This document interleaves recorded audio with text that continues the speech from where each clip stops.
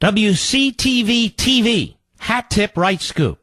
Florida Democratic Party under investigation for election fraud. Somebody wake up Jake Tapper. I don't see any evidence of election fraud. Do you? Do you? I don't see any evidence of election fraud. And I'm a real reporter. Oh, I'm a journalist. And from where I sit in Washington, D.C., I just don't see it. Do you have evidence of election fraud? Yes, we do, Jake. And why don't you get off your face and go down there and check it out? Tallahassee, Florida. Democrats conceded in the races for U.S. Senate and governor, but not before Florida asked federal authorities to investigate possible election fraud conducted by the party. The U.S. Department of Justice declined, but the Florida Department of Law Enforcement and the Office of Statewide Prosecution say they have an open criminal investigation into the allegations. Wow. Evidence reported to the Department of State suggests a possible effort by Democrats to have voters fix ballots after the state's deadline in at least 4 counties. Whoa! I'm sure Brian Stelter's all over it. Cure forms for mail ballots sent to voters by the party show the return date changed from the day before the election to 2 days afterwards.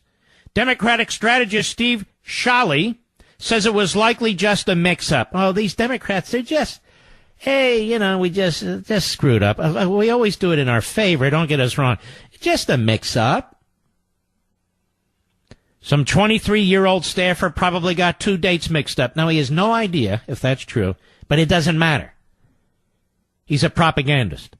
They put the date down for the provisional ballot cure, not the absentee ballot cure. And actually, by doing it, all they did was made it harder for their own voters to vote. What are these cures? Look how they've screwed up and complicated our voting system. Get off your ass and go vote. If you can't do that because you're out of the country or you're physically unable to, then you do a write-in ballot. And you do it under penalty of perjury. You sign an affidavit. That's the way. Now we got early voting, after-day voting, subsequent voting, whatever. Republicans point to the fact Democrats successfully sued to extend the deadline after the fact. Looks like they were just planning on a judge siding with them because of the bias towards trying to allow as many votes as possible to count that were legally cast, said Eric Eggers, author of the book Fraud. It's the first evidence we have of systemic efforts to undercut or subvert election law as it was on the book. Supervisors of elections who brought the changed forms to the state's attention can, even if it was just a mix-up, can even do so with just a mix-up. Official election forms should never have been altered.